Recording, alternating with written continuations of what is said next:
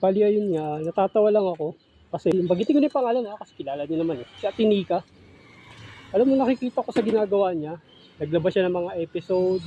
Kasi sa totoo lang, nung nilabas ni Ate Nika yung video, doon sila nag-away-away Doon sila nagkatalo-talo. Na kung bakit inilabas pa, ganito. Ang gusto kasi ni Diwata, sorry Diwata na lang kasi hawig niya pag may gold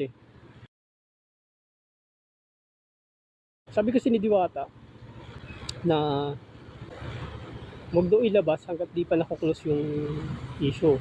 Sabi natin na hanggat di pa naayos, wag muna ilabas yung video. Hindi mo masisisi yung tao kung gusto ilabas yung video. Sa ginawa niya kasi para sa akin, kasi kanya-kanya tayo ng paniniwala, pinaglalaban.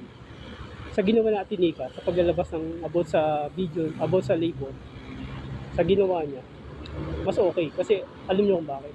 Ba't mo may racket? Pero di ko kaya. Na-alarma. Kumbaga nalaman nila yung mga dapat at hindi bawal. Kaysa sa sinasabi ni Rebo na huwag muna ilabas, di ba? Kasi para sa akin parang naging makasarili siya. Ayun yung nakikita ko. Malay ba natin kung iniiwasan lang niya yung issue, ayaw yung maano siya, mapahiya, di ba? Hindi pwede yun na hindi mo ilabas. Na sasabihin pa na baka may madamay, yung mga nagtitinda, yung mga nandun na tayo. Kasi lahat ng vlogger dito, iimbestiga na. Kasi nagbigay, may kumanta di ba? Hindi na may iwasan yun. Kahit itago mo, hindi mo na mapipigilan yun. Kaya mas okay na inilabas na. Totoo lang, hindi ko rin alam na bawal Hindi ko alam na bawal talaga yung ganun. Sa totoo lang. Kasi ang alam ko na part-time yung sa mga construction. Kasi meron dito extra talaga trabaho. Pero yung vlogging, kasama pala yun. Sa bagay, kasi talagang tumatagap ng pera. Pera pinag-uusapan dito. May pumapasok na hindi na sa sahod. Doon sila nadali. Diba? Kaya mas okay din na inilabas na kasi nalaman ng lahat. Kaya tuloy mo lang yan, Nika.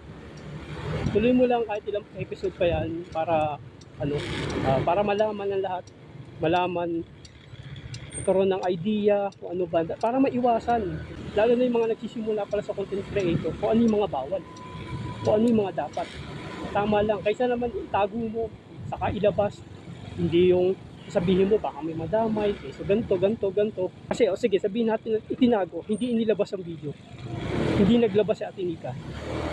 Paano yung iba nagsisimula pa lang, magugulat ka na lang di ba? Bigla ka na lang ipapatawag, di ba? Kasi di mo alam yung nangyayari na may ganun na, di ba? Para sa akin, mas okay na inilabas yung video kasi naging aware tayo. Ako, medyo rin ako, alarma. Sa bagay, hindi naman ako talaga vlogger. Gumagawa-gawa lang tayo ng mga ganito-ganito. Yun ang masasabi ko. Yung isa, hayaan nyo na yung kupal talaga yun. Huwag na tayo magsisiyan kasi andyan na.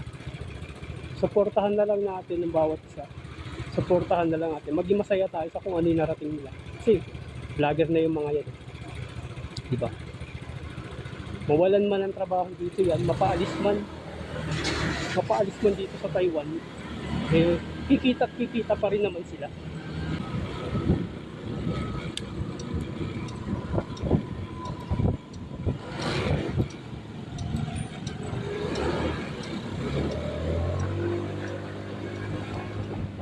Hanggang sa muli, ano yung naging reaction ko about sa issue. Kaya yun lang yung masasabi ko, na mas okay na nailabas kaysa sa hindi talaga. Yun lang. Salamat.